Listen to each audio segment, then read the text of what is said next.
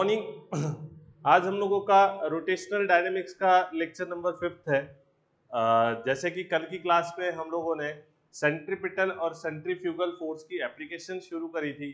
आज उसी को आगे हम लोग कंटिन्यू करने वाले हैं और कुछ नई एप्लीकेशन सीखने वाले हैं, जैसे कि स्पीयर ऑफ डेथ वाली बात, या फिर डेथ वेल हो गया, या फिर बैंकिंग ऑफ रोड हो गया। ठीक है, तो इस तरीके की कुछ एप्लीकेशंस हम लोग आज देखने वाले हैं। तो स्टार्ट हम लोग करेंगे कौन सी एप्लीकेशन से, वो ध्यान दीजिए। सबसे पहली एप्लीकेशन हम लोग लेंगे डेथ वेल, जिसको हिंदी में मौत का कुआं कहा जाता है। ठीक है, डेथ वेल यानी कि मौत का कुआं। आप लोग कई बार सर्कस गए होंगे तो आपने देखा होगा कि कुछ बाइकर्स होते हैं जो स्टंट बताते हैं। ठीक है, उस डेथ वेल के अंदर वो अपनी बाइक को घुमाते हैं और सेफ्टी से वो नीचे उतर जाते हैं। ठीक है, हम लोग कई बार उन चीजों को देखकर शॉक होते हैं कि यार ये कैसे, क्या प्रॉपर इतना मतलब इतना सिलेंड्रिकल पाथ पे इन्होंने बाइक चला भी लिया और ये वेल के अंदर नीचे तक पहुंच गए। ठीक है, और ये स्लीप भी नहीं हुए, ऐसा क्या था? तो भैया इस चीज के पीछे भी फिजिक्स का इन्वॉल्वमेंट होता है। ठीक है, फिजिक्स का इन्वॉल्वमेंट होता है, उसी फंडामेंटल्स को लगा के, उसी रूल्स को लगाकर वो लोग प्रॉपरली वहां सेफ्टी से बाइक को चला पाते हैं और उस डेड वेल के अंदर अपना सर्कस दिखा पाते हैं। ठीक है, तो हमें देखना है आज डेड वेल के अंदर क्या फिजिक्स जुड़ी हुई होती है। ठीक है, अब सीधी बात है, हम लोग एप्लीकेशन ऑफ सेंट्रीपिटल और सेंट्रीफ्यूगल फोर्स के बारे में पढ़ रहे हैं। तो डेड वेल के केस के अंदर जो आपकी फिजिक्स जुड़ी हुई होगी वो रिलेटेड होगी सेंट्रीपिटल और सेंट्रीफ्यूगल फोर्स से। ठीक है, इतनी बात तो एकदम क्लियर है कि भैया हम लोग आज फिर से कहीं ना कहीं सेंट्रीपिटल और सेंट्रीफ्यूगल फोर्स का फॉर्मूला अप्लाई करने वाले हैं। ठीक है, देखते हैं कैसे होता है। स्टार्ट करते हैं हम लोग डेड वेल की कहानी। देखो कुछ इस तरीके से आपका एक वेल होता है। ठीक है, this is consider as dead well, मौत का कुआं जिसे हम लोग कहते हैं।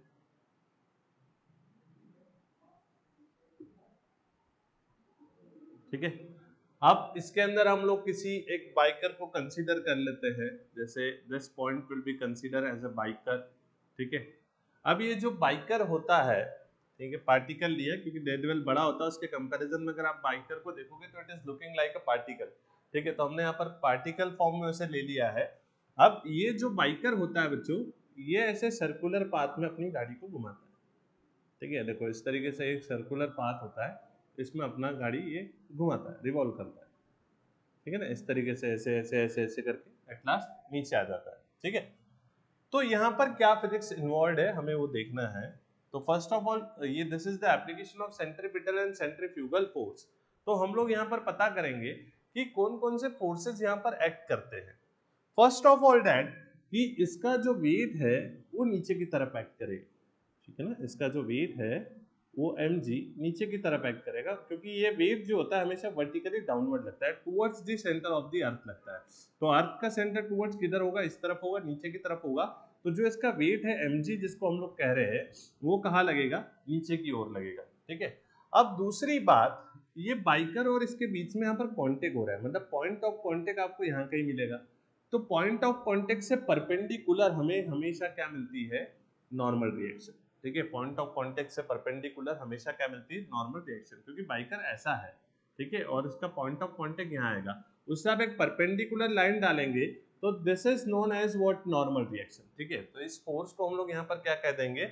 नॉर्मल रिएक्शन कह देंगे। नॉर्मल रिएक्शन क्यों कहा, उसके पीछे की बात आप समझ गए होंगे, क्योंकि मैंने आपको एनएलएम में समझाया था कि जो पॉइंट ऑफ कॉन्टेक्ट होता है, ठीक है, किसी भी व्हीकल का और किसी दूसरी सरफेस का, देखो यहाँ पर दो सरफेस कांटेक्ट में आ रही है, एक व्हीकल के टायर होंगे, जो बाइक होगी इसके टायर होंगे, और दूसरा इस व्हील की जो सरफेस है। ठीक है, व्हील की सरफेस जो है पॉइंट और टायर जो है दोनों एक दूसरे के कांटेक्ट में आ रहे हैं। तो जो इनका पॉइंट ऑफ कांटेक्ट रहेगा उससे अगर आप 90 डिग्री की बात करोगे तो वहां पर क्या एक्ट करेगी? आपकी नॉर्मल रिएक्शन एक्ट करेगी। ठीक है, तो भैया आप देख सकते हैं कि यहाँ पर नॉर्मल रिएक्शन किधर एक्ट कर रही है? Towards the centre of the circle, क्योंकि ये सर्कल में घूम रहा है, और normal reaction will be acting towards the centre of the circle. हम लोग लिख सकते हैं ना कि नॉर्मल रिएक्शन कहाँ एक्ट कर रही है? Normal reaction acting towards the centre of circle, ठीक है, नॉर्मल रिएक्शन किधर की तरफ एक्ट कर रही है, towards the centre of circle, ठीक है। तो नॉर्मल रिएक्शन किसका काम करेगी यहाँ पर, नॉर्मल रिएक्शन जो होगी वो आपका काम करेगी सेंट्रीपिटल फोर्स का। सो can I say that normal reaction is equals to centripetal force, ठीक है ना भाई। मैं यहाँ पर कह सकता हूँ कि नॉर्मल रिएक्शन किसके बराबर होगी, सेंट्रीपिटल फोर्स के बराबर होगी। और आपको पता है सेंट्रीपिटल फोर्स निकालना है तो इस स्फीयर को, इस सर्कल को मैं बाहर बना लेता हूँ, ठीक है। कुछ ऐसे देखो, ये सर्कल बन गया, ठीक है, सर्कुलर पाथ बन गया।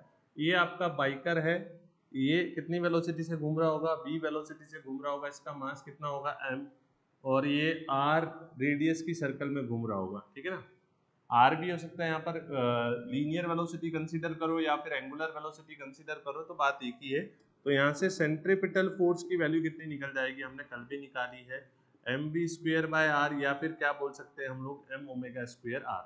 This is the formula for what, centripetal force, जो कि कल की क्लास में हमने प्रूव किया था, ठीक है। कई बार क्वेश्चन के अंदर ओमेगा के बेसिस पर दिया रहता है तो आप ओमेगा अप्लाई करेंगे, कई बार v के बेसिस पर दिया रहता है तो आप लोग v अप्लाई करेंगे, ठीक है ना। तो we can put the value of centripetal force, देखो नॉर्मल रिएक्शन को n ही रहने देते हैं, और जो आपका सेंट्रीपिटल फोर्स है उसकी वैल्यू हम लोग यहाँ पर कितनी पुट कर देते हैं, mv²/r, ठीक है। तो centripetal force is exactly equals to what, mv²/r।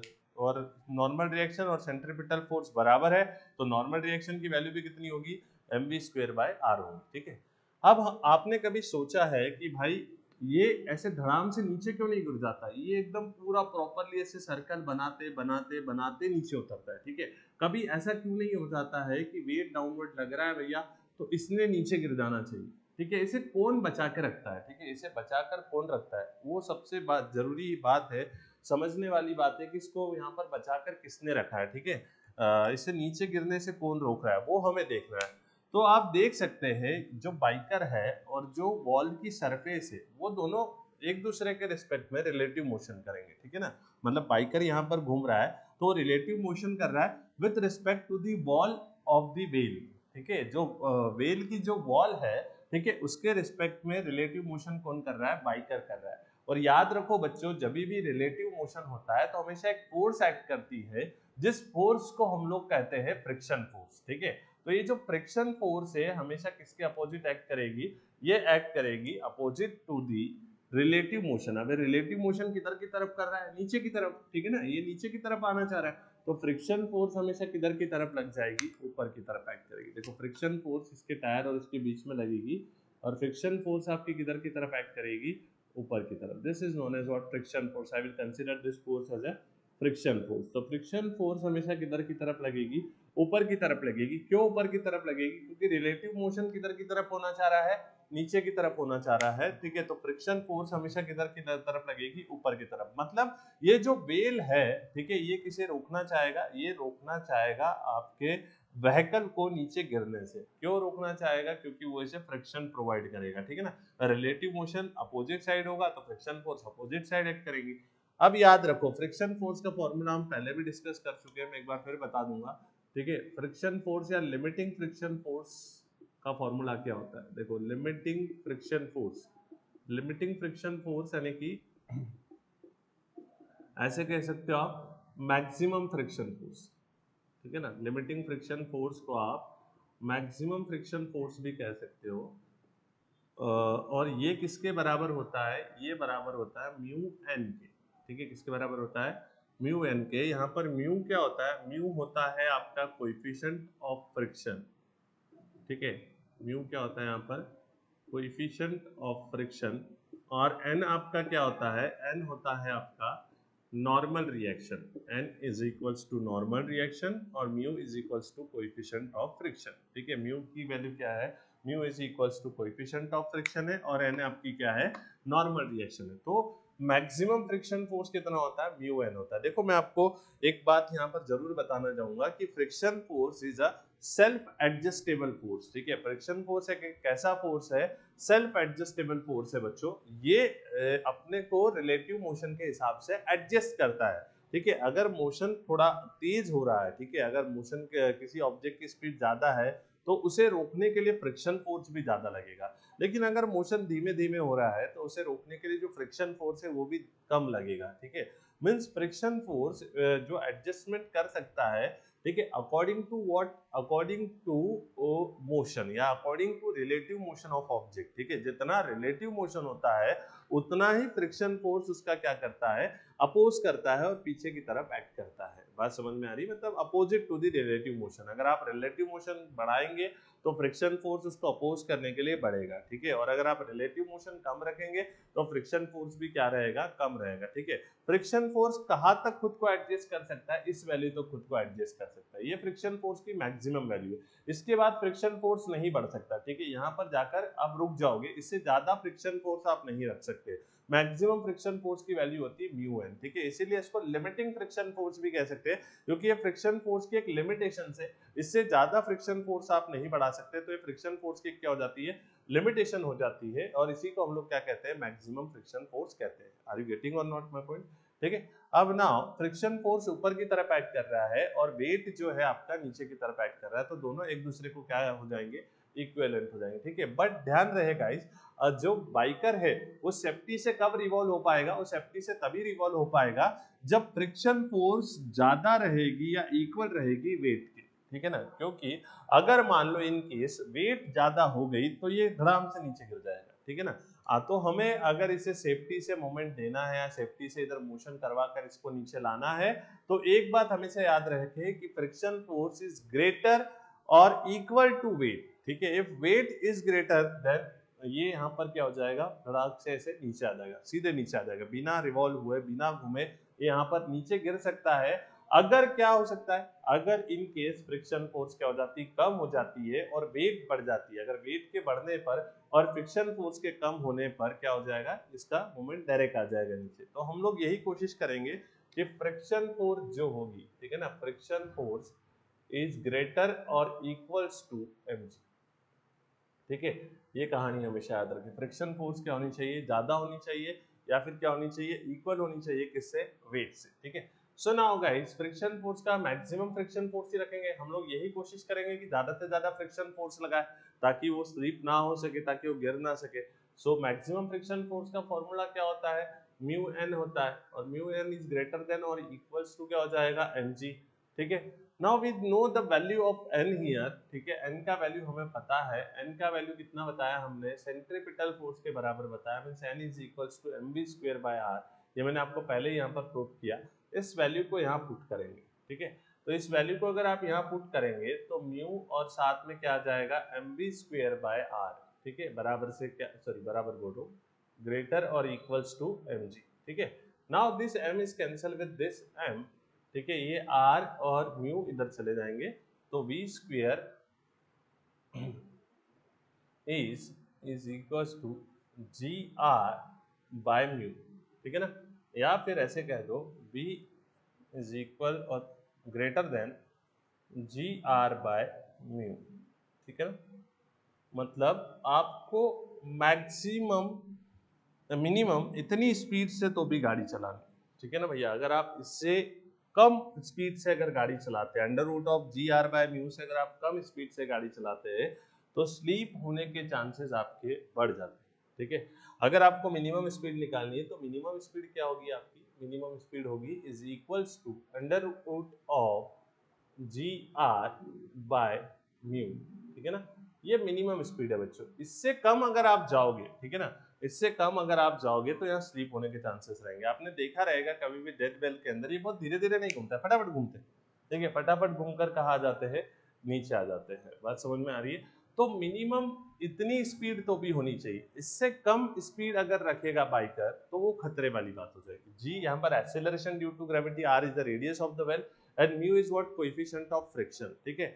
In case अगर आप चाहते हैं कि इससे भी कम स्पीड से गाड़ी चलाना तो फिर आपको फ्रिक्शन बढ़ाना पड़ेगा, ठीक है ना।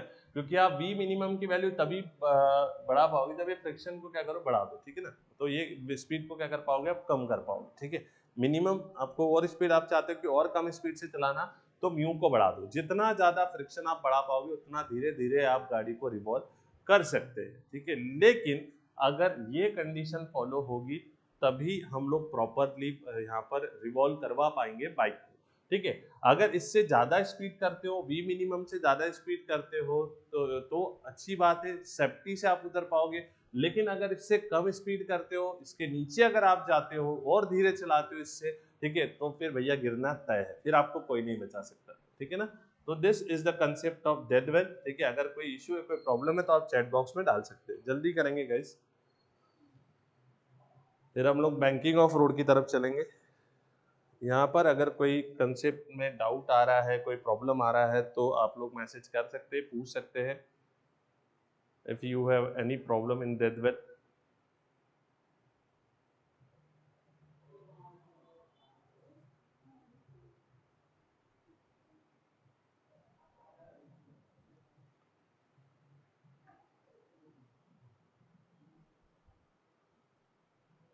शुभम, आप इसको रिपीट कर कर देख सकते हो। अगर once again you will see for explanation, तो आप रिपीट में देख सकते हो। It will be recorded lecture, और अभी प्राइवेट नहीं हो रहा है ये। अगर कोई डाउट्स है तो डायरेक्टली डाउट पूछो।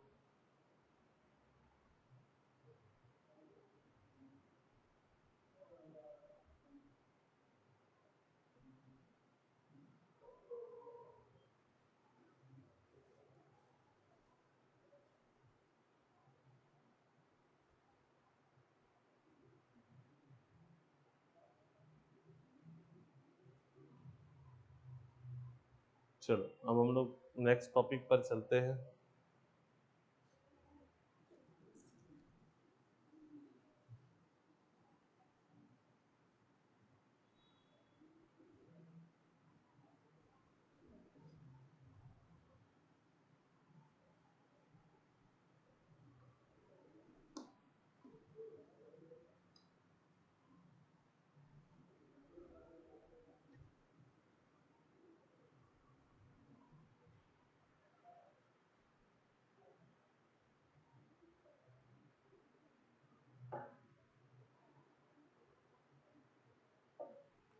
चलो, अभी बहुत इंपॉर्टेंट टॉपिक है जिस पर हमेशा क्वेश्चंस बनते हैं।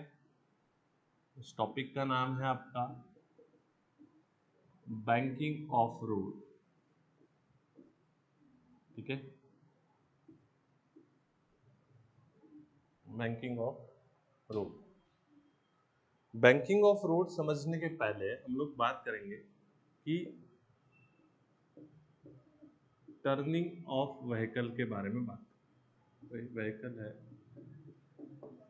वो कैसे टर्निंग लेता है, या फिर वो जब टर्न होता है व्हीकल कोई भी, तो वहां पर फिजिक्स का क्या फिनोमिना इन्वॉल्व होता है, ठीक है ना। तो सबसे पहले हम लोग पढ़ेंगे टर्निंग ऑफ व्हीकल। जैसे कल भी मैंने बात करी थी कि जब व्हीकल टर्न होता है किसी कर्व पाथ पर, तो कौन से फोर्सेस वहां एक्ट करते हैं, ठीक है। उसी बात को, उसी कंसेप्ट को हम लोग आज आगे लेकर चलते हैं। तो टर्निंग ऑफ व्हीकल पहले सीखते हैं, फिर हम लोग समझेंगे कि what is the concept of banking of road, ठीक है ना।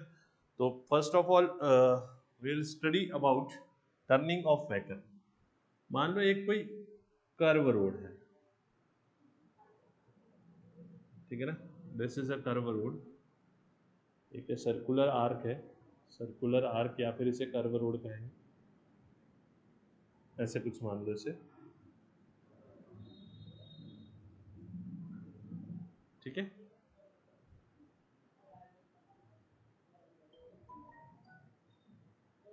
ओके, इस कर्व रोड का जो रेडियस है वो कितना मान लेते हैं हम लोग, आर मान लेते हैं, ठीक है।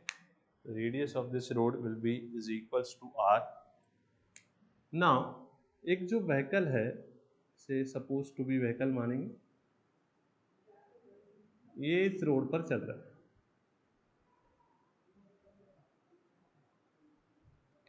ठीक है। तो जिस तरीके से ये यहाँ पर सर्कुलर पाथ पे आपका मोशन ले रहा है, ठीक है।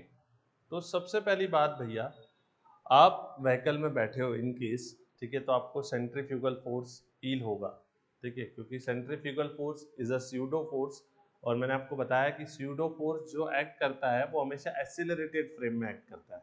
अभी आप एक्सेलरेटेड फ्रेम में ही बैठे हो, ठीक है ना। अभी तक हम लोग सेंट्रीपिटल की बात कर रहे थे, वो बात इसलिए कर रहे थे क्योंकि भैया अभी तक के हम लोगों ने एक्सेलरेटेड फ्रेम नहीं देखी थी, अब हम लोग एक्सेलरेटेड फ्रेम देख रहे हैं। तो एक्सेलरेटेड फ्रेम के हिसाब से, ठीक है, अगर इस व्हीकल का मास कितना है, इस व्हीकल का मास मान लो m है, और ये कितनी वेलोसिटी से इधर चल रहा है, ये v वेलोसिटी से अगर इधर चल रहा है तो इसको एक ऐसे बाहर की तरफ फील होगा एक फोर्स, ठीक है ना, और वो फोर्स क्या रहेगा आपका mv²/r। This is known as your centrifugal force, ठीक है। ये बाहर की तरफ क्यों एक्ट करेगा, क्योंकि this frame will be a accelerated frame, ठीक है। एक्सेलरेटेड फ्रेम होने के कारण यहाँ पर स्यूडो फोर्स लगेगा, the pseudo force is equals to what mv²/r, ठीक है। अब इस फोर्स को बैलेंस करने के लिए ये जो गाड़ी की जो टायर है, ठीक है, और जो रोड की सरफेस है, ठीक है, ये क्या, देखो भाई ये बाहर जाने का बोलेगा तो ये गाड़ी से बोलेगी नहीं नहीं भाई तुझे अंदर चलना है, तुझे अंदर आना है। तो गाड़ी के जो टायर है और जो रोड की सरफेस है, ठीक है, उनके बीच में एक फोर्स अंदर की तरफ एक्ट करेगा, ठीक है। एक फोर्स क्या करेगा, अंदर की तरफ एक्ट करेगा, ठीक है, और वो फोर्स आपका कहलाएगा, this force will be known as friction force, ठीक है, फ्रिक्शन फोर्स कहलाएगा। फ्रिक्शन फोर्स इसे आउटवर्ड स्कीड होने से बचाएगा। देखो सेंट्रीफ्यूगल फोर्स इसे क्या कराना चाह रहा है, आउटवर्ड स्कीड कराना चाह रहा है, ठीक है ना, बाहर की तरफ ले जाने की कोशिश कर रहा है, ठीक है। इसे कह रहा है भाई चल बाहर चलते हैं, ठीक है। लेकिन यहाँ पर जो गाड़ी के टायर है और जो रोड की सरफेस है उसके बीच में फ्रिक्शन फोर्स होगा। फ्रिक्शन फोर्स इसकी आउटवर्ड स्कीडिंग को रोकेगा, ठीक है, इसे आउटवर्ड नहीं ले जाने देगा, ठीक है। ये इसे क्या करने की कोशिश करेगा, ठीक है, रोकने की कोशिश करेगा, अंदर की तरफ फ्रिक्शन फोर्स लगेगा। मींस फ्रिक्शन फोर्स किसका काम कर रहा है, और सेंट्रीपिटल फोर्स का काम कर रहा है, ठीक है। तो ये इसे बाहर की तरफ जाने से रोकेगा, ठीक। नाउ एक बात यहाँ पर ध्यान दो, जब ये व्हीकल किसी भी रोड पर जब व्हीकल चलता है तो उसके इसके अंदर हमेशा याद रखना, suppose this is a vehicle, ये एक व्हीकल है, तो इसका जो वेट है वो कहाँ लगेगा, mg, नीचे की तरफ लगेगा, और इसकी जो नॉर्मल रिएक्शन है वो कहाँ लगेगी, ऊपर की तरफ लगेगी। Normal reaction is equivalent to what, weight हो जाएगा, ठीक है। तो हम लोग यहाँ पर कह सकते हैं कि n is equals to mg, ठीक है। तो यहाँ पर भी ये फंडा एक्ट कर रहा होगा, n बराबर से क्या हो रहा होगा, n ऊपर लग रहा होगा, mg नीचे लग रहा होगा, तो इस केस के अंदर n किसके बराबर रहेगा, mg के बराबर रहेगा। अब हम लोग क्या चाहेंगे कि ये जो फ्रिक्शन फोर्स है वो ज्यादा से ज्यादा रहे। क्यों भैया, ऐसा क्यों चाह रहे हैं हम लोग, ठीक है, हमारे साथ ऐसी क्यों हो रही है कि फ्रिक्शन फोर्स ज्यादा, फ्रिक्शन फोर्स बढ़ेगा तभी तो इसे स्कीड नहीं होने देगा, ठीक है ना। फ्रिक्शन फोर्स की अगर वैल्यू आप बढ़ाएंगे तभी ये स्कीडिंग नहीं कर पाएगा, बाहर की तरफ नहीं जा पाएगा, ठीक है। तो हम लोग चाहेंगे कि यहाँ पर मैक्सिमम फ्रिक्शन फोर्स लिया, मतलब फ्रिक्शन फोर्स इज ग्रेटर और is equals to centrifugal force, ठीक है, बात समझ में आ रही है। फ्रिक्शन फोर्स ज्यादा होना चाहिए किससे, सेंट्रीफ्यूगल फोर्स से, ठीक है। याद रहे mv²/r, यहाँ पर सेंट्रीफ्यूगल फोर्स की बात हो रही है, ठीक है, नॉट सेंट्रीपिटल फोर्स, ठीक है। तो फ्रिक्शन फोर्स कितना रहेगा आपका, friction force is equals to mu N, ठीक है, म्यू एन की वैल्यू रखेंगे और यहाँ पर ये किसके बराबर आएगा, mv²/r के बराबर आएगा। अब पता है आपको n बराबर से यहाँ पर क्या हो रहा है, n बराबर से हो रहा है आपका mg, ठीक है। तो यहाँ पर हम लोग क्या पुट कर देंगे, mu is equals to mu N की जगह क्या आ जाएगा, mg, बराबर है ना। आपको पता ही है वर्टिकली डाउनवर्ड वेट एक्ट करता है, इनका पॉइंट ऑफ कांटेक्ट है, तो पॉइंट ऑफ कांटेक्ट से ऊपर क्या लगेगी, नॉर्मल रिएक्शन लगेगी, ठीक है। हाँ कांटेक्ट दे दो भाई, ये टायर थोड़े ऊपर दिख रहे हैं, इनको नीचे कर दो, कांटेक्ट दे दो, ठीक है। तो पॉइंट ऑफ कांटेक्ट से जो परपेंडिकुलर लगती है उसे हम लोग क्या कहते हैं, नॉर्मल रिएक्शन कहते हैं। और वेट हमेशा किधर की तरफ एक्ट करता है, वर्टिकली डाउनवर्ड एक्ट करता है। तो mg is your weight and n is your normal reaction, ठीक है। तो म्यू mg इज ग्रेटर और इक्वल्स टू क्या हो जाएगा, mv²/r, ठीक है। Here m is cancel with m, ठीक है। तो यहाँ पर क्या बचेगा, म्यू g ग्रेटर और इक्वल्स टू v²/r, ठीक है। या r इधर चला जाएगा, सो ऐसे भी लिख सकते हैं आप, v², ऐसे कर सकते हैं ना, सिंबल को इधर रोटेट कर सकते हैं, बराबर से क्या हो जाएगा, म्यू rg, ठीक है। स्क्वायर हटेगा तो यहाँ पर क्या लगेगा, under root of mu rg, ठीक है। मतलब आपकी स्पीड इस म्यू rg से कम होनी चाहिए या इक्वल होनी चाहिए, ठीक है। अगर आप इस स्पीड से ज्यादा बढ़ाएंगे स्पीड, ठीक है, मतलब अगर आप देखो, आपको अगर मैक्सिमम स्पीड पता करनी है तो मैक्सिमम स्पीड यहाँ पर इन केस कितनी हो जाएगी, under root of mu rg, ठीक है ना। मैक्सिमम स्पीड मतलब स्पीड इस स्पीड से कम होनी चाहिए, इक्वल होगी तो मैक्सिमम है, ठीक है, इक्वल हो गई मतलब वो मैक्सिमम है। इससे ज्यादा अगर स्पीड हो गई, ठीक है, under root of mu rg से अगर ज्यादा स्पीड हो गई तो फिर भैया सेंट्रीफ्यूगल फोर्स बढ़ जाए। कैसे बढ़ जाएगा, देखो ना, सेंट्रीफ्यूगल फोर्स किस पर डिपेंड कर रहा है, v² पर। और अगर v² की वैल्यू आप बढ़ाएंगे तो सेंट्रीफ्यूगल फोर्स सीधी बात है बढ़ेगा, ठीक है, उसे कोई नहीं रख सकता, ठीक है। अब जो फ्रिक्शन फोर्स है उसे एक लिमिट तक तो रोकने की कोशिश करेगा। कहां तक फ्रिक्शन फोर्स रोक पाएगा उसे, मैक्सिमम कहां तक रोक पाएगा फ्रिक्शन फोर्स, जब तक के फ्रिक्शन फोर्स की वैल्यू कितनी ना हो जाए, म्यू एन ना हो जाए, म्यू एन तक रोकेगा। ठीक है, हमेशा म्यू एन नहीं रहती है, मैं आपको बता रहा हूँ कि ये मैक्सिमम वैल्यू। देखिए ध्यान से इस कंसेप्ट को समझेंगे, एकदम क्लियर रहे। ठीक है, अगर आप गाड़ी को बहुत धीरे धीरे स्पीड से चला रहे तो हो सकता है फ्रिक्शन फोर्स की वैल्यू म्यू एन से कम हो। ठीक है, इट्स नॉट रिक्वायर्ड कि फ्रिक्शन फोर्स की वैल्यू म्यू एन ही हो। ठीक है, ये हमने मैक्सिमम वाला केस लिया है कि फ्रिक्शन फोर्स ज्यादा से ज्यादा कितनी स्पीड तक उसे रोक पाएगा। ठीक है, बात समझ में आ रही है, ज्यादा से ज्यादा कितनी स्पीड तक के फ्रिक्शन फोर्स उसे वापस अंदर ला पाएगा, स्कीडिंग से रोक पाएगा। ठीक है, देखो गाइस मैं एक बार फिर आपको क्लियर करूंगा कि ये मैक्सिमम फ्रिक्शन फोर्स है। ठीक है, इस फ्रिक्शन फोर्स की वैल्यू 0 से लगाकर म्यू एन के बीच में वेरी होती है। ठीक है, अगर आप गाड़ी बहुत ही कम स्पीड से चला रहे हो तो फिर इतना ज्यादा फ्रिक्शन फोर्स लगाने की जरूरत ही नहीं है। ठीक है, म्यू एन इतना ज्यादा फ्रिक्शन फोर्स क्यों लगाओगे भैया, अगर आपकी गाड़ी की स्पीड कम है तो आपका सेंट्रीफ्यूगल फोर्स कम हो जाएगा, सीधी सी बात है। और जब सेंट्रीफ्यूगल फोर्स कम हो जाएगा तो फिर भाई इतना ज्यादा फ्रिक्शन फोर्स लगाकर करोगे क्या। ठीक है, तो फिर हमें उस केस के अंदर क्या लगाना पड़ेगा, कम फ्रिक्शन फोर्स लगाएगा। ये मैक्सिमम फ्रिक्शन फोर्स है कि अगर आप गाड़ी मैक्सिमम स्पीड से भी चला रहे हो तभी भी इतने फ्रिक्शन फोर्स से काम बन जाएगा। लेकिन ठीक है, इससे ज्यादा स्पीड अगर आपने बढ़ा दी तो फिर फ्रिक्शन फोर्स भी काम नहीं कर पाएगा और गाड़ी बाहर की तरफ स्कीड होगी। देखो गाड़ी थोड़ी स्कीड होगी, उसके बाद वापस फ्रिक्शन फोर्स उसे बैलेंस कर देगा। अब आप बोलोगे सर ऐसे कैसे, ठीक है ये कैसे पॉसिबल है। देखो गाड़ी अगर थोड़ी सी बाहर की तरफ स्पीड होती है, जैसे मैं मान लेता हूँ गाड़ी यहाँ से इस पॉइंट तक स्पीड हो रही है, थोड़ी सी बाहर स्पीड हो रही है, तो जैसे ही गाड़ी की स्पीडिंग होगी वैसे ही रेडियस बढ़ना शुरू हो जाएगी। ठीक है ना, रेडियस क्या होना, बढ़ना शुरू हो जाएगी। तो रेडियस जैसे ही बढ़ेगी वैसे ही फोर्स कम हो जाएगा, बिकॉज सेंट्रीफ्यूगल फोर्स क्या है, mv²/r है। अगर रेडियस आप बढ़ा दोगे तो फोर्स क्या हो जाएगा, कम हो जाएगा। और जब फोर्स कम हो जाएगा तो फ्रिक्शन उसे वापस क्या कर लेगा, बैलेंस कर लेगा। अरे भैया स्कीडिंग क्यों हो रही थी, स्कीडिंग इसलिए हो रही थी क्योंकि सेंट्रीफ्यूगल फोर्स बढ़ गया था। अब सेंट्रीफ्यूगल फोर्स अगर बढ़ गया था तो आपको स्कीडिंग से उसे बचाना है।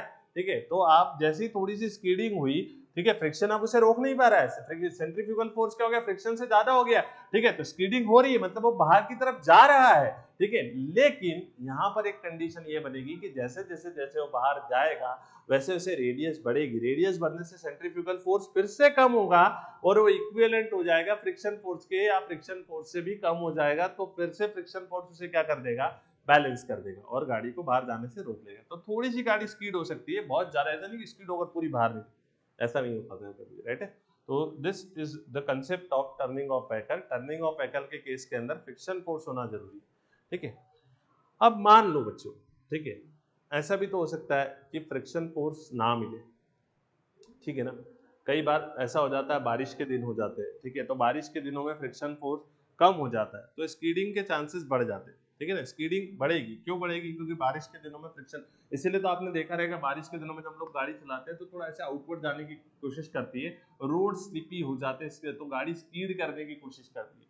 तो क्या होगा फिर, कंडीशन क्या करेंगे हम लोग, क्या कर सकते हैं। अब हमें गाड़ी ज्यादा स्पीड से भी चलानी है, ठीक है, स्पीड भी नहीं होनी चाहिए। इन केस मान लो मैं स्मूथ रोड पे गाड़ी चला, स्मूथ, या तो मेरे टायर स्मूथ है या तो मैं रोड की सरफेस पूरी स्मूथ ले ली। मतलब स्मूथ ले रहे हो यानी कि आपको पता है स्मूथ का मतलब क्या होता है कि फ्रिक्शन जीरो करना। तो उस केस के अंदर फिर कैसे हम लोग गाड़ी को बचाएंगे। ठीक है, गाड़ी को कैसे बचाएंगे स्पीड होने से, अगर रोड कैसा है, स्मूथ है। देखो मैं किसकी बात कर रहा हूँ, स्मूथ रोड की बात करो, स्मूथ यानी कि सॉफ्ट, यानी कि फ्रिक्शन क्या हो गया है, फ्रिक्शन फोर्स अभी मैं नहीं मान रहा, ऐसा नहीं होता है कभी, फिर भी एक कंडीशन हम लोग लेते हैं कि friction force is equals to 0। तो उस कंडीशन के अंदर क्या होगा भाई, ठीक है, अगर फ्रिक्शन फोर्स 0 है तो उस कंडीशन के अंदर यहाँ पर सेंट्रीपिटल फोर्स कौन प्रोवाइड करेगा। ठीक है, this is the question mark कि सेंट्रीपिटल फोर्स कौन प्रोवाइड करेगा जब पूरी तरीके से स्मूथ हो चुकी। तो उस वक्त हमें करना पड़ेगा रोड को बैंक। ठीक है, बैंकिंग ऑफ रोड। ठीक है, अब भाई बैंकिंग ऑफ रोड का मतलब क्या होता है, बैंकिंग ऑफ रोड का मतलब होता है, जैसे मान लो अभी ये लेवल रोड है, क्योंकि रोड के दोनों कॉर्नर्स जो है वो सेम लेवल पर है। ठीक है, आप हम लोग हमेशा जनरली इसी टाइप की रोड देखते हैं, this is called as level road. ठीक है, अब लेवल रोड के केस में नॉर्मल डायरेक्शन कहाँ लग रही थी, अभी मैंने बताया आपको ऊपर लग रही थी। ठीक है, अब मैं क्या करता हूँ, इस रोड के एक फेस को ऊपर उठाता हूँ ऐसे। आपने जनरली इस टाइप की रोड्स देखी होंगी, मैंने एक रोड के फेस को कहाँ उठा दिया, ऊपर उठा दिया, मतलब इनर, देखो पहले दोनों लेवल पर थे तो this is called level road, ठीक है। If I raise this end, ठीक है, मैं इस एंड को क्या करूँ, कुछ वक्त के लिए थोड़ा ऐसे रेस्ट कर दूं, तो this is called a banking, ठीक है। मैंने क्या कर दिया, बैंकिंग कर दी, बैंक्ड कर दिया रोड को। कैसे बैंक कर दिया, मैंने इनर एज को वही रहने दिया और आउटर एज को उठा दिया, दिस इज आउटर एज, ठीक है। तो मैंने आउटर एज को क्या कर दिया, ऊपर की तरफ उठा दिया, मतलब रोड कुछ ऐसी बनी, ठीक है। बात समझ, देखो पहले कैसी थी रोड,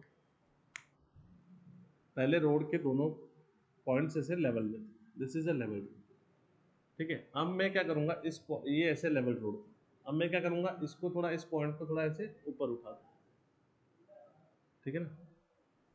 तो this is known as what, bank, ठीक है ना। इस रोड को मैंने क्या कर दिया, थोड़ा सा ऐसे ऊपर उठा दिया, ठीक।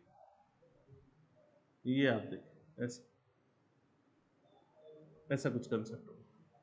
हमने रोड को क्या कर दिया, बैंक। वैसे ज़्यादा जगह नहीं देखी जाती है, ठीक है, क्योंकि इसको बनाना कॉस्टली भी जाता है, ठीक है। तो बहुत हमारे यहाँ पर इंडिया में तो जो मैक्सिमम बड़े एक्सप्रेस वे से वहाँ पर ही बनती है ज़्यादातर, ठीक है। तो इसको क्या करेंगे हम लोग, बैंक कर देंगे, इस पॉइंट को हम लोग क्या कर देंगे, ऊपर उठा देंगे, ठीक है, और इसको वहीं रख देंगे, ठीक है। तो दिस एंगल, जिस एंगल से आप इसे ऊपर उठाओगे आउटर एज को, ये वाला एज इनर एज है, ठीक है, this is inner as and this is what, outer as. Outer as को आपने उठाया, जिस एंगल से आप इसे ऊपर उठाएंगे, those angle will be known as angle of bank, इसे क्या कहेंगे हम लोग, एंगल ऑफ बैंकिंग कहेंगे। इसे बच्चों अगर आप 2D में देखें, ठीक है, इसे अगर आप क्या में देखते हैं, 2D में देखते हैं, तो कुछ ऐसा होगा,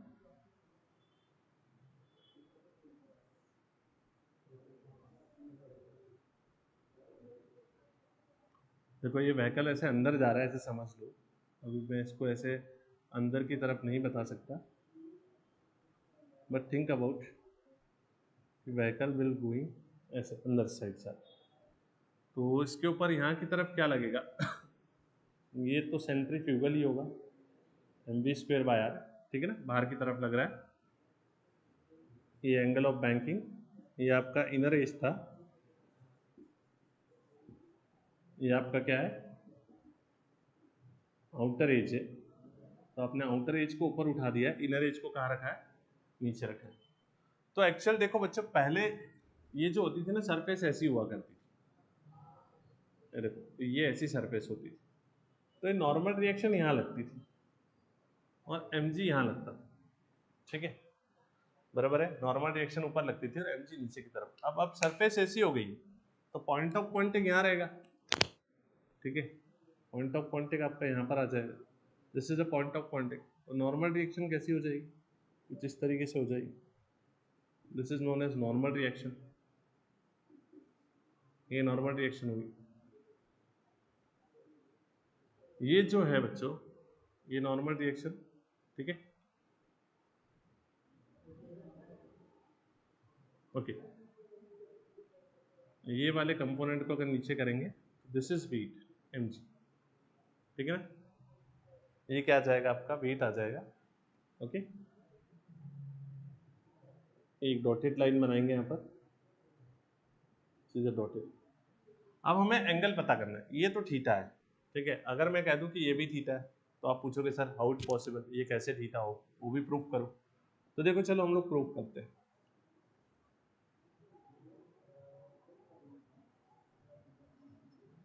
ये वाला डायग्राम में मैं पहले थीटा प्रूव कर दे रहा हूँ।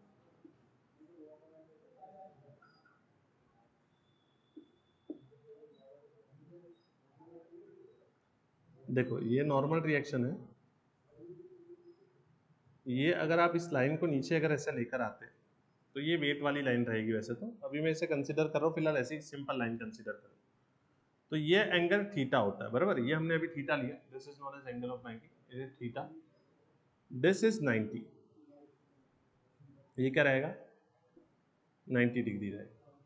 अगर ये थीटा है और ये 90 है, ठीक है, ये थीटा और ये 90, तो ऑब्वियस सी बात है दिस एंगल, इसे बाहर लिखता हूँ मैं, ये थीटा और ये 90, तो ये रिमेनिंग एंगल जो रहेगा, आप टोटल 180 होता है ना, ये ट्राइंगल बन रहा है, आप देखिए अगर इस पॉइंट को कुछ नाम दे दूं, इस पॉइंट को कुछ नाम दे दूं और इस पॉइंट को कुछ नाम दे दूं, ठीक है, तो ये थीटा है, ये 90 है, तो ये टोटल 180 होता है, तो ये वाला एंगल कितना बचेगा, ये बचेगा 90 माइनस थीटा। कितना बचेगा, 90 माइनस थीटा। तो ये वाला एंगल कितना, 90 माइनस थीटा है। अब इसका जस्ट अपोजिट एंगल आप देखने की कोशिश करेंगे, ठीक है, अगर ऐसे देखो, मैं इसको लाइन को पूरी को ऐसे नीचे लेकर आ जाऊँ, ठीक है ना, ये वाली लाइन ऐसे आ जाएगी, ये नॉर्मल रिएक्शन की लाइन, यहाँ से नॉर्मल रिएक्शन एक्ट कर रही है, ठीक है, तो ये 90 माइनस थीटा हो जाएगा। अब अगर आप देखेंगे ये एंगल, ठीक है ना, ये एंगल अगर आप देखते हैं तो ये 90 माइनस थीटा है, तो ये इसके जस्ट अपोजिट एंगल बनेगा, ठीक है, ये इसके जस्ट क्या बनेगा, अपोजिट एंगल बनेगा। आप देखिए ध्यान से देखिए दिस एंगल, ठीक है, मैं देखो एक मिनट लाइन को टिक कर देता हूँ, you will getting the point. ये देखिए, ये नॉर्मल रिएक्शन वाली लाइन है हमारी, ये 90 माइनस थीटा है, तो इसके जस्ट अपोजिट वाला कितना रहेगा, ये देखिए यहाँ से यहाँ तक ये कितना रहेगा, ये रहेगा, ये भी 90 माइनस थीटा रहेगा, ठीक है, ये एक लाइन यहाँ कंसिडर हो। और ये पूरा कितना रहेगा बच्चों, देखो ये यहाँ से यहाँ, दिस इज ये एंगल में अंदर वाला में, तो ये 90 माइनस थीटा और ये पूरा आएगा आपका 90, ये पूरा कितना आएगा, 90 आएगा, और ये इतना कितना है, 90 माइनस थीटा है, मतलब यहाँ से यहाँ देखोगे तो ये दिस इज 90 माइनस थीटा, तो ये कितना बचेगा बच्चों, ये बचेगा थीटा, ये कितना बचेगा, थीटा बचेगा, ठीक। ध्यान से देखो, फिर से मैं एक बार फिर से रिकॉल कर दे रहा हूँ, ठीक है,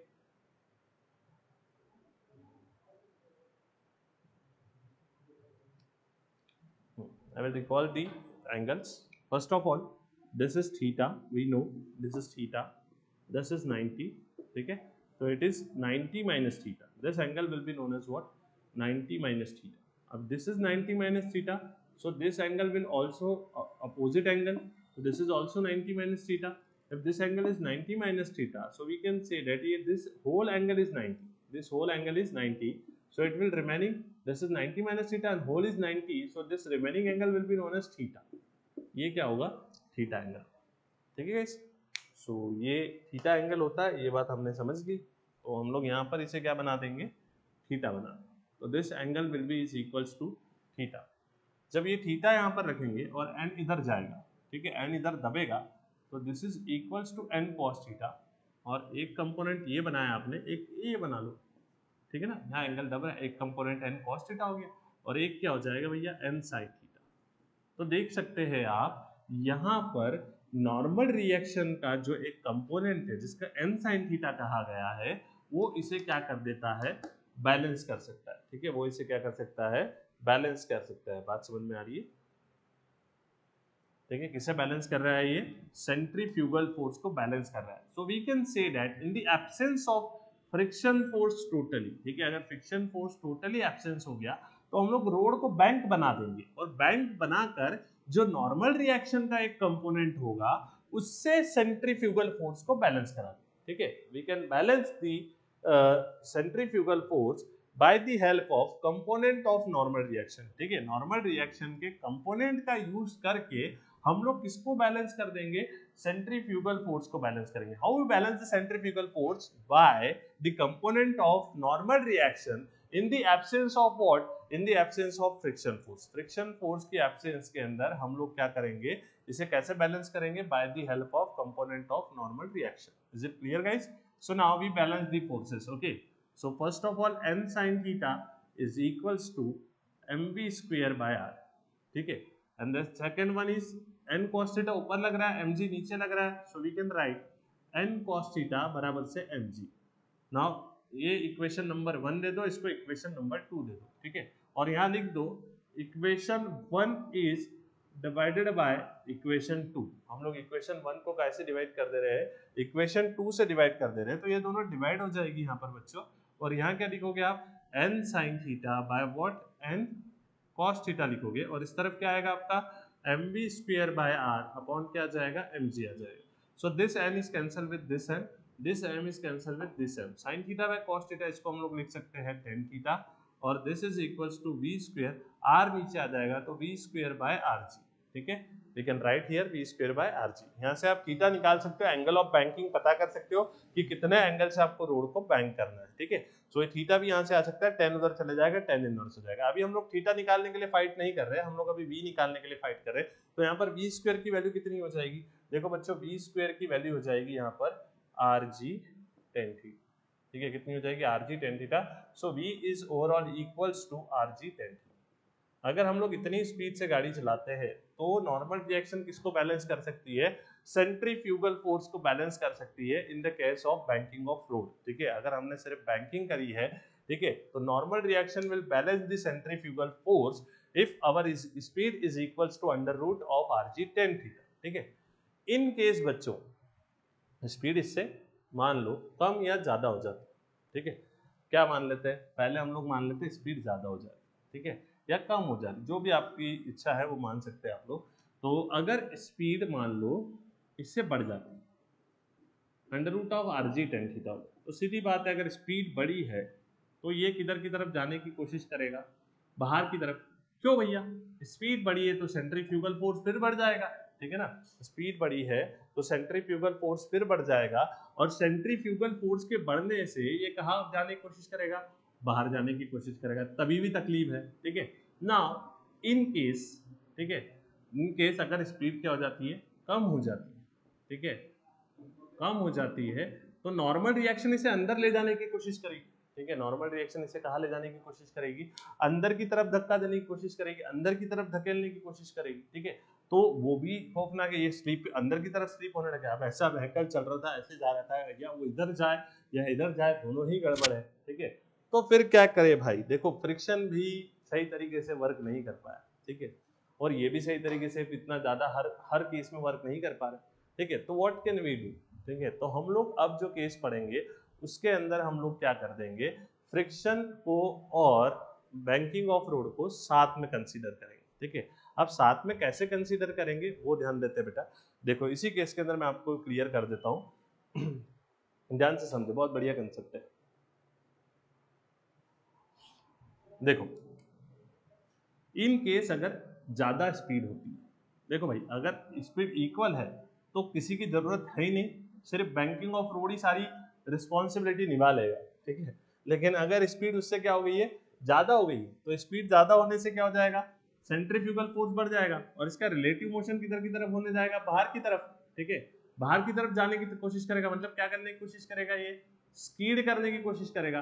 तो उस वक्त जन्म लेगा आपका फ्रिक्शन, ठीक है।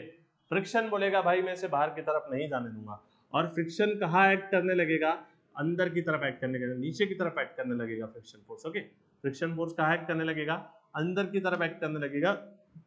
अगर इसकी स्पीडिंग हो रही है, बाहर जा रहा है, और ये बाहर किस कंडीशन में जाएगा, जब स्पीड किससे ज्यादा होगी, under root of RG tan theta से ज्यादा होगी, तो सेंट्रीफ्यूगल फोर्स बढ़ जाएगा, और सेंट्रीफ्यूगल फोर्स बढ़ने के कारण ये बोलेगा चलो बाहर चलते, ठीक है, स्पीड करते। लेकिन ये स्पीड कौन नहीं करने देगा, फ्रिक्शन, जो कि इसके जस्ट अपोजिट लगने लगेगा। भैया इस केस के अंदर फ्रिक्शन किधर लगेगा, लोअर लगेगा, ठीक है। आपकी बुक में देखो दो केसेस दिए, ध्यान से देखना। फ्रिक्शन लोअर कब लगता है, जब स्पीड क्या होती है, under root of RG tan theta से क्या होगी, ज्यादा होगी, और ज्यादा होगी तो उस वक्त क्या बढ़ेगा, आपका सेंट्रीफ्यूगल फोर्स बढ़ेगा, और सेंट्रीफ्यूगल फोर्स के बढ़ने से क्या हो जाएगी, स्कीडिंग की कंडीशन शुरू हो जाएगी, और स्कीडिंग की कंडीशन शुरू होने के कारण फ्रिक्शन को कहां जन्म लेना पड़ेगा, फ्रिक्शन को नीचे लगना पड़ेगा, ठीक है। नीचे की तरफ फ्रिक्शन लगेगा और बोलेगा कि भैया स्पीड मत हो। इन केस ये वाला केस फॉलो होता है, सपोज टू बी क्या होता है कि आपकी स्पीड जो है वो under root of RG tan theta से क्या हो जाती है, कम हो जाती है, ठीक है। Speed is lower then the under root of RG tan theta, in that case it will be slip, ठीक है। अभी स्पीड नहीं होगा, ये क्या होगा, स्लीप होगा। ये कहाँ जाने की कोशिश करेगा, नीचे जाने की कोशिश करेगा। तो फ्रिक्शन बोलेगा चल भाई ऊपर चल, मैं चलता हूँ, मैं तेरे साथ आता हूँ, ठीक है, तू ऊपर चल, ठीक है। तो फ्रिक्शन फोर्स इसे अपोजिट इस तरफ लगने लगेगा। तो स्लीपिंग की कंडीशन में फ्रिक्शन ऊपर लगने लगता है। स्लीपिंग कब होती है, जब ये speed under root of RG tan theta से कम हो, ठीक है। और स्कीडिंग कब होती है, जब ये स्पीड क्या हो, under root of RG tan theta से ज्यादा होगी तो स्कीडिंग होगी। और स्कीडिंग के केस में फ्रिक्शन कहाँ लगेगा आपका, स्कीडिंग के केस में फ्रिक्शन आपका लगेगा नीचे, स्लीपिंग के केस के अंदर फ्रिक्शन आपका लगेगा ऊपर। देखो ये वाला this case is for skidding, स्कीड करेगा तो फ्रिक्शन लगेगा, फ्रिक्शन लगेगा, ऐसा लिख देता हूं, फ्रिक्शन लगेगा नीचे, नीचे लगेगा, क्योंकि ये बाहर जाने की कोशिश करेगा ना, स्पीड करने की कोशिश करेगा मतलब बाहर जाना। दूसरे केस के अंदर ये स्लीप करने की कोशिश करेगा तो फ्रिक्शन लगेगा ऊपर। कहाँ लगेगा फ्रिक्शन? आपका ऊपर लगेगा, ठीक है, बात समझ में आए। स्कीड करने की कोशिश करे फ्रिक्शन लगेगा नीचे, स्लीप करने की कोशिश करेगा फ्रिक्शन लगेगा ऊपर, ठीक है। रिमाइंडर दिस, याद रखे इसको। नाउ अब भैया दोनों लगा रहे हो, ठीक है, दोनों लगा रहे हो, फिर भी कोई ना कोई लिमिट तो होगी। फ्रिक्शन भी इसको एक हद तक रोक पाएगा, क्योंकि आपको पता friction is a limiting force, ठीक है ना। आपने बहुत ज्यादा स्पीड बढ़ा दी इन केस, ठीक है, आप बहुत ज्यादा स्पीड से गाड़ी चला रहे हो, तो फ्रिक्शन भी इसे फिर बाहर जाने से नहीं रोक सकता है, ठीक है ना। नॉर्मल रिएक्शन दोनों मिलकर भी जोर लगा लेंगे तभी भी नहीं रुक सकता है, क्योंकि आपने स्पीड बहुत ज्यादा बढ़ा दी, ठीक है। आप अगर बहुत ज्यादा स्पीड इन केस बढ़ा देते हैं, ठीक है, तो उस केस के अंदर ना तो फ्रिक्शन इसे रोक पाएगा, ना तो आपकी नॉर्मल रिएक्शन इसे रोक पाएगी, ठीक है। तो फिर व्हाट क्या करें हम लोग? तो हम उससे ज्यादा स्पीड से गाड़ी नहीं चला सकते, ठीक है, इसमें दोनों रोकने से मन कर। तो हमें पता करनी हो मैक्सिमम स्पीड कितनी होगी जब ये दोनों का बस ना चले, मतलब ना तो फ्रिक्शन फोर्स एक्ट कर पाए, ना तो नॉर्मल रिएक्शन उसे रोक पाए, ठीक है, मतलब नॉर्मल रिएक्शन का कंपोनेंट उसे रोक पाए। तो उस केस में हमें अब मैक्सिमम स्पीड निकालनी, बस वही समझ लेते हैं, फिर हमारा टॉपिक खत्म हो जाएगा।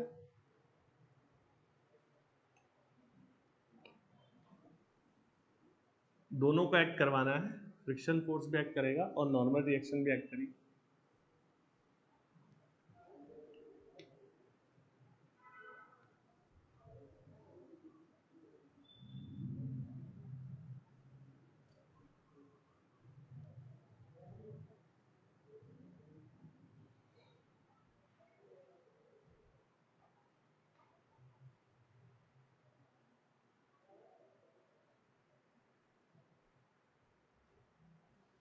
चलो first of all I will draw the diagram.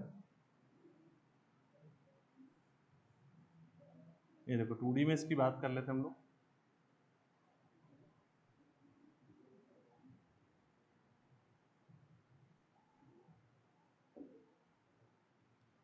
So guys speed कहाँ लगेगा इसका? डाउनवर्ड, mg इधर लगेगा, और इस तरफ कौन लगेगा? इस तरफ लगेगी आपकी नॉर्मल रिएक्शन। बाहर की तरफ कौन लगेगा आपका? mv²/r, ठीक है। इस तरफ कौन एक्ट करता है आपका?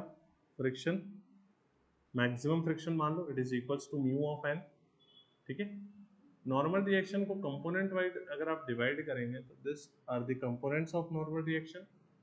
ये एंगल आपको बताया ही मैंने थीटा होता है, तो this is n cos theta, this is what n sin theta. ये हमारी बात हो गई। अब फ्रिक्शन को भी कंपोनेंट्स बना देते हैं, क्योंकि फोर्सेस को हमें बैलेंस करना है। So I will resolve the friction force into its components, ठीक है। देखें कैसे?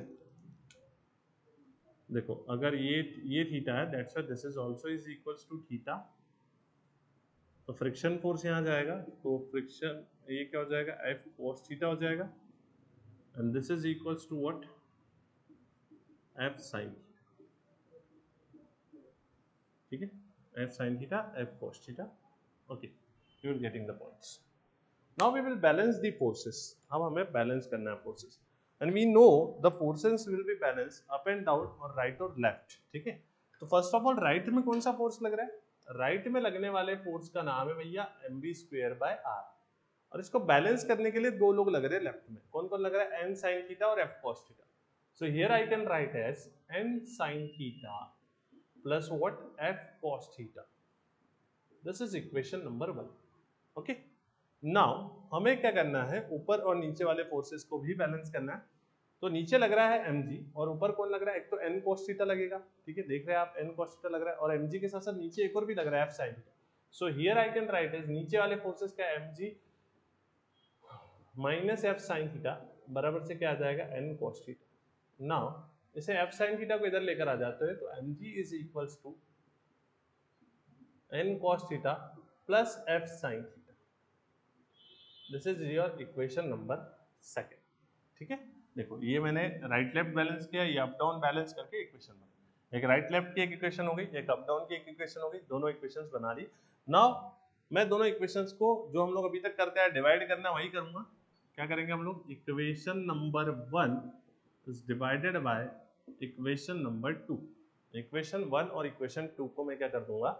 डिवाइड कर दूंगा। If I divided both this equation, so here the part is mv² by r, upon में क्या आ जाएगा बच्चों? mg आ जाएगा, mv² bye are upon mg, और इधर क्या रिलेट करेगा, इधर आएगा आपका n sine theta plus f cos theta upon ये इक्वेशन आएगी, ये इक्वेशन क्या है, n cos theta plus f sine theta, ठीक है। Now this m is cancel with this m, ठीक है ना, दोनों m कैंसिल हो जाएंगे, and the remaining part is equals to v² by rg, ठीक है। ये क्या हो जाएगा, v² बाय rg के इक्वल हो जाएगा, और इधर क्या बचेगा, वही बचेगा n sine theta plus f cos theta upon n cos theta plus f sin theta, ठीक है। This is the equation. Now इस इक्वेशन के अंदर n cos थीटा से मल्टीप्लाई और डिवाइड कर देता हूँ, तो n cos थीटा ऊपर भी डिवाइड हो जाएगा और नीचे भी डिवाइड हो जाएगा, ठीक है। मल्टीप्लाई एंड डिवाइड करना पूरी इक्वेशन से। सो v² बाय rg क्या होगा, देखो ये हो जाएगा n sin थीटा बाय क्या आएगा, n cos थीटा, कहा मैंने मल्टीप्लाई और डिवाइड करना, मल्टीप्लाई वाला नीचे जाकर डिवाइड हो जाएगा और डिवाइड वाला ऊपर डिवाइड होगा, n cos थीटा, ये क्या हो जाएगा f cos theta by what, n cos theta, it's divided by n cos theta by n cos theta plus f sin theta bye n cos theta. Now जो cancel हो रहे हैं उन्हें cancel करेंगे, n is cancel with n, here cos is cancel with cos, ये पूरा cancel हो जाएगा बच्चों, इधर कुछ कैंसिल नहीं होगा। सो क्या बचेगा, v² by rg sine theta by cos theta, ये होता है tan theta, f by n, देखो मैक्सिमम फोर्स लगाया, मैंने कहा मैक्सिमम फ्रिक्शन फोर्स है, तो f by n is equals to कितना हो जाएगा, म्यू हो जाएगा, क्योंकि f बराबर से म्यू n होता है, तो f by n is equals to क्या हो जाएगा आपका म्यू, तो here I can write as mu, ठीक है। n cos theta n cos theta पूरा चला गया, तो यहाँ बचेगा 1 प्लस यहाँ पर f बाय n है, तो f बाय n की जगह म्यू आएगा, sine theta by cos theta tan theta. Okay guys, so v² is equals to rg, इधर आ जाएगा, so rg in bracket tan theta plus mu upon 1 plus mu tan theta, ठीक है ना। अब स्क्वायर हटेगा तो क्या लगेगा, root, so it is equals to root of rg tan theta plus mu upon 1 plus mu tan theta. This is the maximum speed, जब friction force और नॉर्मल रिएक्शन दोनों मिलकर सेंट्रीफ्यूगल फोर्स को बैलेंस करना चाहिए, तब आप मैक्सिमम ज्यादा से ज्यादा इतनी स्पीड से गाड़ी चलाते हो, ठीक है। इससे ज्यादा अगर बढ़ाओगे तो फिर जो आपका सेंट्रीफ्यूगल फोर्स है वो दोनों की नहीं सुनेगा, नॉर्मल रिएक्शन और फ्रिक्शन दोनों की नहीं सुनेगा और स्किड करवा दे जाएगा, ठीक है। बात समझ में आ रही है, तो ये दोनों एक तरफ लग रहे हैं और ये अकेला एक तरफ लग रहा है, तब भी आप मैक्सिमम इतनी स्पीड से गाड़ी चला सकते हो, इससे ज्यादा नहीं कर सकते, ठीक है। और इसमें उल्टा भी हो सकता है, देखो अभी फ्रिक्शन नीचे लग रहा है, आप फ्रिक्शन को ऊपर भी लगा सकते हो, ठीक है, तो कुछ नहीं होता, स्पीड वही आती है, बस वहां पर सिंबल चेंज होता है, प्लस की जगह माइनस आ जाता है, ठीक है। तो प्लस की जगह सिर्फ माइनस करना है, बाकी और कोई चेंजेस यहाँ पर नहीं आएंगे, ठीक है, बाकी वही रहेगा अभी। लेकिन ये केस बताना बहुत जरूरी था, क्योंकि मुझे बताना है कि आप मैक्स टू मैक्स दोनों लगा भी लोगे तभी भी आप कितनी स्पीड से गाड़ी चला लोगे। आपके बुक में ऊपर फ्रिक्शन लगाकर भी उन्होंने एक केस बताया, उसके अंदर सिर्फ सिंबल चेंज करना है, क्योंकि जब फ्रिक्शन यहाँ लगेगा तो एक कंपोनेंट इधर टूटेगा, एक कंपोनेंट इधर टूटेगा, तो जब ये फ्रिक्शन इससे क्या हो रहा था, mv² बाय r से माइनस हो रहा था, तो यहाँ प्लस हो जाएगा, तो वहां के सिंबल बदल जाएंगे, ठीक है, जो प्लस में हो माइनस हो जाए, ठीक है, इतना ही चेंजेस आएगा, बाकी और कोई चेंजेस नहीं। तो मैक्स टू मैक्स अगर आप दोनों मिलकर भी ये बैलेंस करें तभी भी इतनी स्पीड से आप गाड़ी चला सकते हैं, इससे ज्यादा और स्पीड आप नहीं कर सकते, ठीक है ना। इन केस अगर आपको यहाँ पर बैंकिंग ऑफ रोड हटानी तो थीटा को 0 रख दो, तो वही स्पीड आ जाएगी, और अगर आप चाहते फ्रिक्शन हटाना तो म्यू को 0 रख दो, ठीक है। आप चाहे तो रखकर देख सकते हैं वही स्पीड आती है कि नहीं आती, देखो मैं रख के दिखा देता हूँ, ठीक है। अगर हम लोग थीटा को 0 रखेंगे, थीटा इज इक्वल्स टू 0, तो मैक्सिमम स्पीड कितनी आएगी, देख लो आप, रख के देखो थीटा को 0, ये हो जाएगा rg tan 0 plus mu upon 1 plus mu into tan 0, ठीक है। tan 0 0 होता है, ये भी 0 हो जाएगा, तो ये पूरी 0 हो जाएगी, यहाँ सिर्फ म्यू बचेगा, यहाँ सिर्फ 1 बचेगा, सो वी मैक्स कितना आएगा, under root of mu R. देखो ये मैक्सिमम स्पीड थी इन केस ऑफ फ्रिक्शन, ठीक है ना। यहाँ पर हमने थीटा को क्या रखा, 0 रखा। और दूसरी एक और कंडीशन बन सकती है, जब हम लोग किसको 0 रखें, म्यू को 0 रखें, म्यू को 0 रखोगे तो रख के देखो, ये rg रहेगा, ये tan theta plus 0/1 plus 0 into tan theta, तो it will be 0, it will be also 0, tan theta by 1, तो मैक्सिमम वैल्यू कितनी आएगी under root of R G tan, देख सकते हैं ये कंडीशंस हम लोग पहले पढ़ चुके हैं, ठीक है। एक में हमने सिर्फ बैंकिंग रखी थी, एक में सिर्फ हमने फ्रिक्शन रखा, तो I hope it will B clear for you, ठीक है। अगर कोई रिलेटेड डाउट है तो आप मैसेज कर सकते हैं, टेक्स्ट कर सकते हैं, जल्दी करें।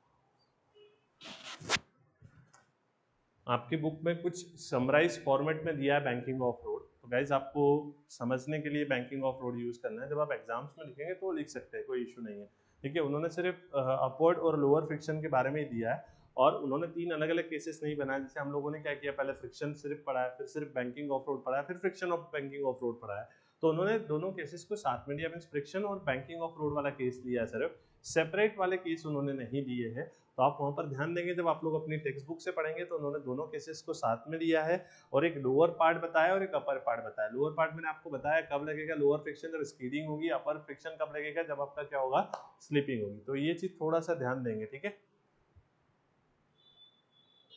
और कोई डाउट से तो आप डाल सकते हैं।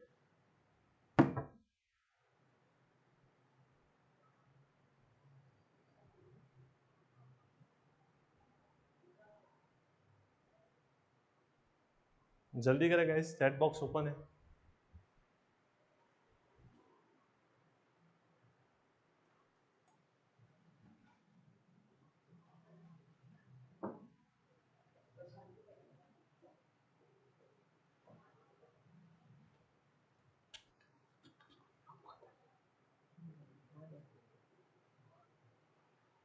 जल्दी डाले गाइस चैट बॉक्स के अंदर।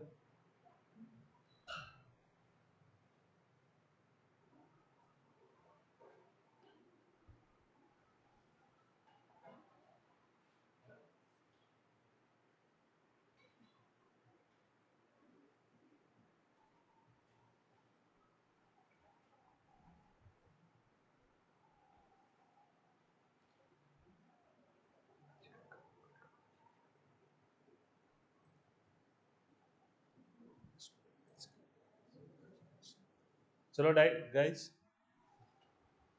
नई डाउट्स नहीं है आ रहे हैं, तो हम लोग आज का लेक्चर यहीं पर खत्म करते हैं, कल इसके आगे लेंगे हम लोग, कल इसके आगे का टॉपिक देखेंगे, ठीक है। तो कुछ डाउट्स हो तो आप लोग व्हाट्सअप करें, ठीक है। आज की क्लास हम लोग खत्म करें, थैंक यू।